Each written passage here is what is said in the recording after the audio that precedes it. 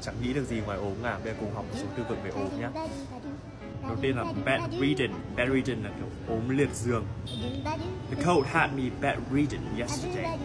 It's even worse with all the tossing and turning all day long. I couldn't sleep though. Mình bị một căn bệnh gì đó, mình mắc một chứng bệnh gì đó, thì mình có thể dùng là come down with cộng với cả một căn bệnh. I think I've come down with a cold or a sore throat. I've been in excruciating pain as I try to swallow or even speak. Mình bị ốm rồi thì làm gì? Uống thuốc. Uống thuốc thì bên cạnh là take a pill, mình có thể dùng là to pop a pill. Uống một viên thuốc. Luckily enough, my granny used to be an experienced nurse who has familiarized herself with ailments and medicine of all sorts.